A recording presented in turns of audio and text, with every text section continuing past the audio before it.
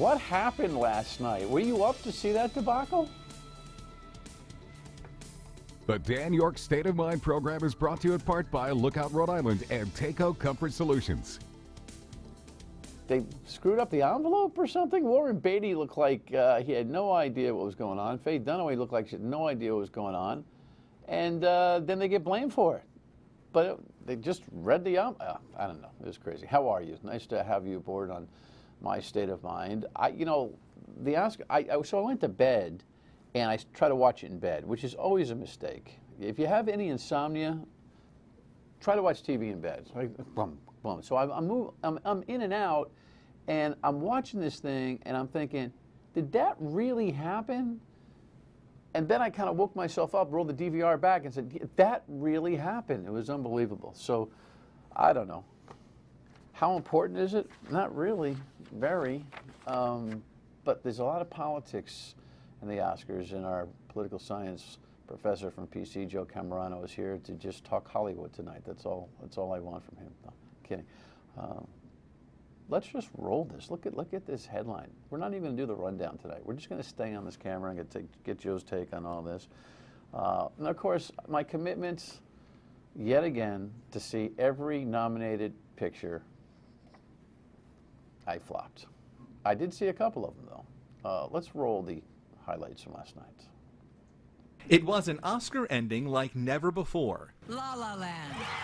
The movie musical was crowned the night's big winner until the Academy realized there was a mix-up with the envelopes.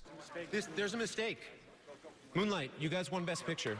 The surprise win for the coming-of-age film was shocking. Even in my dreams, this could not be true. But to hell with dreams. I'm done with it, because this is true. Oh, my goodness. La La Land still won the night's most awards, including Best Director and Best Actress Emma Stone. Best Actor went to Casey Affleck for his role in Manchester by the Sea. In the supporting actor categories, Mahershala Ali won for his role in the film Moonlight. Viola Davis won for her role in Fences. It did not take long for the show to turn political, with some voicing their protest over the policies of President Trump. I want to say thank you to President Trump. I mean, remember last year when it seemed like the Oscars were racist? Best Actress nominee Ruth Negga wore a blue ribbon supporting the American Civil Liberties Union, and Iranian filmmaker Asghar Farhadi won for his film The Salesman, but boycotted Sunday's award ceremony. His words were read by Iranian-American engineer Anusha Ansari. My absence is out of respect for the people of my country and those of other 6 nations whom have been disrespected by the inhumane law that bans entry of immigrants to the U.S. The Oscars telecast was watched across the world in more than 225 countries. Did you watch it? I did. It was like, what the?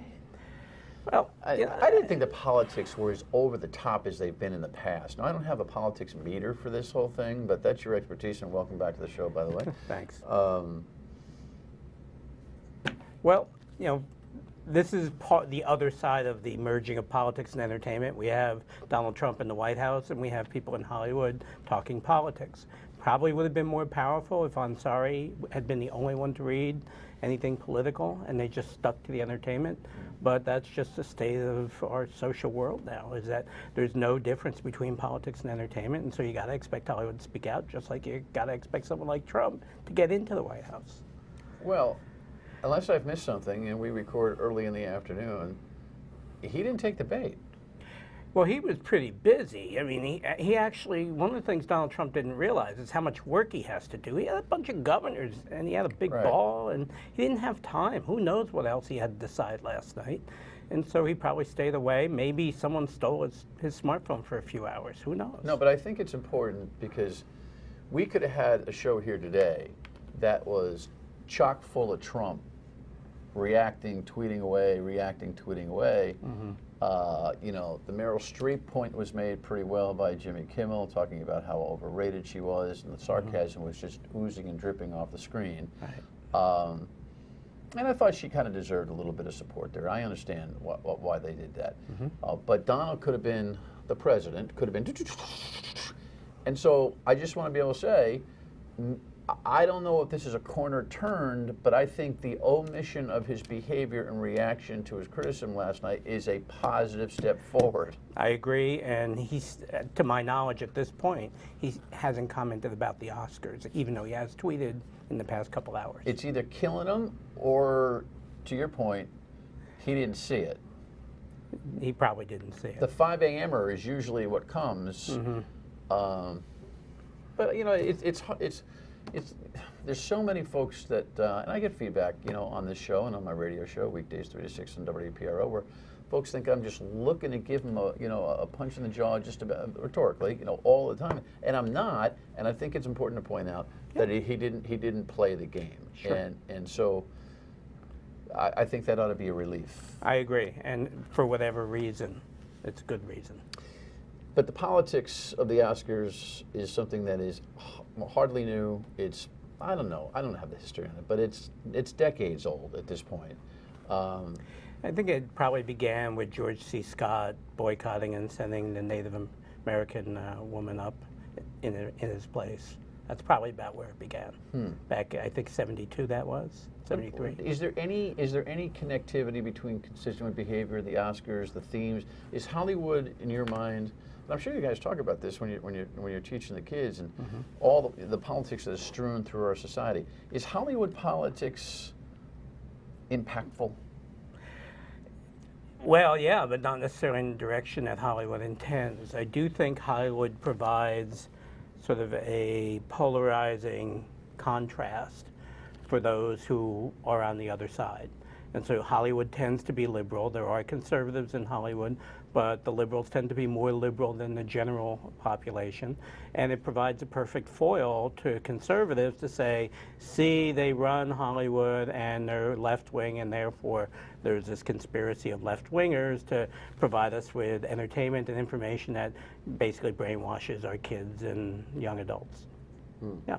So it's a great foil, but it probably backlashes more than it helps, because, you know, liberals are going to vote liberal anyway.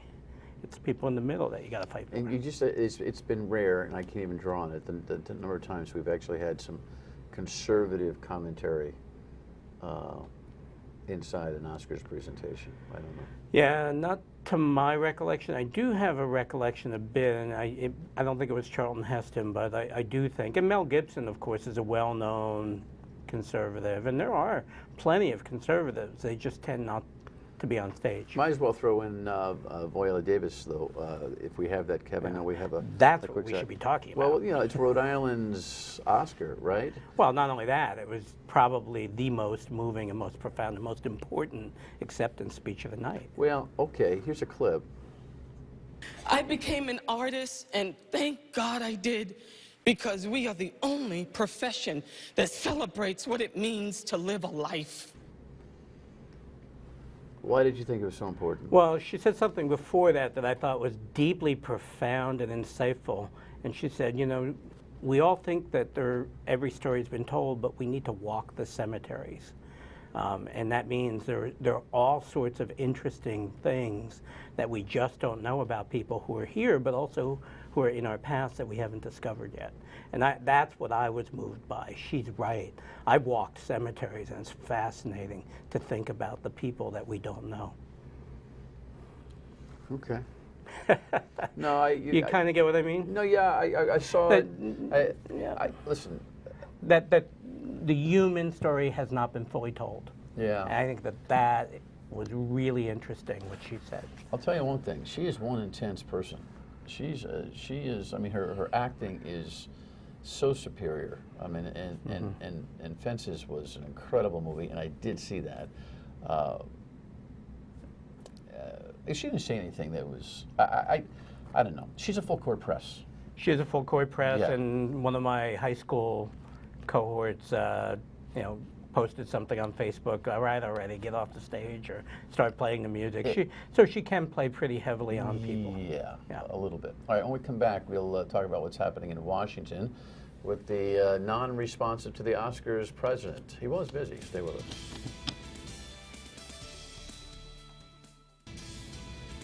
So to the professor's point, the president's a busy guy all the time, but the governor is coming down. It's an interesting thing because some of the Democratic governors are hoping to make some kind of headway with Donald Trump and make some sense over things like Obamacare, Medicaid in the states. Look at this headline, because I'll tell you, they're going to have to rebudget all of Rhode Island if some of this Obamacare discussion actually becomes reality. He hosts them in the White House. And interesting, the New York Times did a piece on the Democratic governors and their focus on jobs. But inside this story, and I read from it here, and don't mind me if I cheat from my phone, a number of the Democratic governors pressing for a stronger sales pitch on jobs are seen as potential. Come on back to me, Kev, because I want people to see my face and Joe's as I read this. A number of the Democratic governors pressing for a stronger sales pitch on jobs are seen as potential presidential candidates. Among them, Inslee, Raimondo, and Hickenlooper. Inslee, look that one up. Hickenlooper is Colorado. And Raimondo is from Rhode Island. Right. Yeah. Right. So, let's just talk about Hickenlooper and Raimondo because we know where they're from. yes. I can't remember Hinckley. Hickenlooper is an interesting guy. He's a little bit more moderate, conservative Democrat than the flow of the Democratic Party right now. Yeah, I think he represents sort of that good government Democrat who's progressive, but also fiscally kind of moderate to responsible, or conservative will say not responsible necessarily. Yeah, kind of a throwback to Bill Clinton when he was governor. Is there any hope for that part of the Democratic Party anymore? It's evenly divided. They had a big contest this weekend, and the neoliberals prevailed over the progressives. From Washington? Thanks, Kev. You can just yell that. Very solid. Washington State, Inslee. Thank you. That's right. Okay. Double brain spasm there. I mean, you got a Trump, activism, you got a Bernie activism, and it seems like these things are going in that particular direction. That's right. And both parties have been challenged. I think the Republican right now, more successfully, of course, by the more partisan and ideologically extreme wing of their own party. And so, yes, I think populism of the left and populism of the right are essentially parallel movements that are about the same issue, and that is taking Washington back. So that old-fashioned Democratic, fiscally conservative, socially liberal leadership person out there, where do they find a track to run inside this Democratic Party right now? Well, right now they still are holding on in a way that the moderate Republicans haven't been able to do. And so they're holding on, and they're still controlling the party, but just barely. And that, it's likely in the future that they're going to find common ground with some Republicans who can no longer be Republican. And who knows, maybe we'll see a realignment with a moderate party and two more extreme parties, and we'll have coalition government sometimes. A moderate party. Do. Well, we've had one here in Rhode Island. I used to make fun of it in the sense that nobody gets excited about being moderate. I may refocus that criticism of a few years back when Ken Block began with this moderate party, which of course he no longer belongs to, and it's kind of fizzled and died here in Rhode Island. It may not be something that people are excited about, but are relieved to find. Right, and we're talking much larger chunks of two parties that are the dominant political parties, not somebody who decides to go rogue like Ken Block did. Tell me about this notion that Ms. Raimondo is noted in the New York Times as a potential presidential candidate. Again, she represents sort of that neoliberal wing, pretty progressive, not too progressive, fiscally left of center, but not too far left of center. Very comfortable with corporations and big donors and the people who finance the modern campaign. So yeah, of course she's a good candidate. Well, that's what cracks me up about all of this. I mean, I will tell you right now, I am certain that they have polling numbers inside the Raimondo camp that frighten them about her reelection chances. And it's another one of those situations where national politics doesn't do a very deep dive as long as as appearances. I mean, think about our vice president. He was en route to a potential loss in his home state for re-election for governor, and now he sits as the vice president of the United States and considered to be the establishment safeguard for the country. It's amazing, isn't it? It is quite amazing. I mean, we're in a very interesting period of party disruption. And the reason we're having such a hard time predicting is these disruptions are not very predictable as to how they're going to fold out. So here at home, I remind you of the 2-year free college tuition program that Governor Raimondo is pushing is one big idea. The second is her response, really, to Nick Mattiello's 5-year car tax elimination. I remind you what she said at the State of the State a few weeks back. Cut every Rhode Islander's car tax by at least 30%. Yeah, 30% in terms of value. She doesn't rid the Vehicle Value Commission, although I spoke with her in her office about that a couple of weeks ago, and she was open-minded to that. Frankly, the governor threw that against the wall, hoping it would stick, trying to play in the same sandbox as the speaker and have a different plan. That's not working out very well between the two of them. Look at this Twitter battle that they had beginning Friday and over the weekend. This is the Speaker of the House who says, from the bottom, I've heard from the citizens of the state, and I understand they want burdensome car tax eliminated. The nation gave away free tax pay. I'm sorry, just go up, go from the bottom up. The governor is tone deaf on the issue and should start listening to the people of Rhode Island.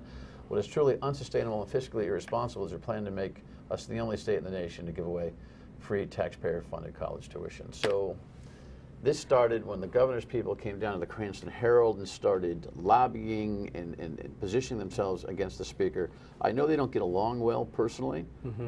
They certainly don't get along well politically. And now we're going to see a good fight in this state between the two branches. Right. I think that this is the year to do that fight. And I think for Mattiello, tomorrow he's going to get more assistance from the Trump administration because the Trump budget is going to devastate revenues for the state because of the way they're going to reallocate and cut. Rhode Island is going to suffer dramatically, and this is the only year a tax cut for the car tax is going to happen. So he's probably going to go full board. But his idea is a 5-year plan at $40 million a pop, year after year after year after year after year. And he'll pass it, and he'll run for re-election, and then in 3 years they'll have to probably pull it back if revenues aren't quite sufficient. What do we stand to lose, Raimondo? I mean, from the Trump administration here specifically. Oh, I went through and looked at the money, and I have the Rhode Island stuff is, about 25% of the Rhode Island state budget comes directly from the federal government. And that doesn't even include the money paid out to individuals. What kind of cuts are we expecting? If he's going to increase defense spending 10%, defense spending is about 54% of all discretionary spending already. Is this what the chart's all about? You brought your chart on this? Is this kind of show the chart that Joe brought here? So if you look, you'll see Social Security, unemployment and labor is that big blue chunk, and then Medicare and other health programs is the other big chunk, followed by the military and interest on debt. You see all those other little slivers. That's the non-defense discretionary portion of the federal budget. That's tiny. When you take that chunk that's kind of military, which is that sort of lighter pumpkin color, and you move that further up, they're going to get squeezed more and more, and that's where Rhode Island gets a lot of its money. And Rhode Island, they're going to have at least a 10% reduction in the amount of money they get, and the types of programs: $500 million in Medicaid, $340 million in transportation, $320 million in education. These are things that are going to be cut, sometimes more than 10%. And so Rhode Island is going to be hurting because they're going to be losing. People realize that about 30% of state and local funding comes directly from federal taxes and federal expenditures. And so that ripple effect isn't just going to be people on food stamps. It's going to be everybody. Where are we on the food chain there in terms of the amount of money we rely on federally? We rely a little more than the federal average, but not much. We're kind of in the middle on that. So I think we're maybe 30th out of the 50 states. But we do get more in than we actually pay in. And so we're going to be one of the bigger losers. We're one of the few states in the Northeast that actually get more money than we pay out in taxes. All right, we'll talk about the ramifications of that when we come back.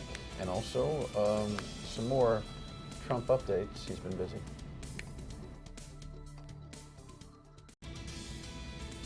quick update on the latest in Washington. You are the biggest of the big, Greg. President Trump met with CEOs of major insurance companies as he works to replace Obamacare. The new plan will be a great plan for the patients, for the people, and hopefully for the companies. The president has released few details on how he plans to replace the Affordable Care Act, but he says he'll tackle it during his upcoming joint address to Congress on Tuesday. And we're going to have a speech on Tuesday night, and we're going to be speaking very specifically about a very complicated subject.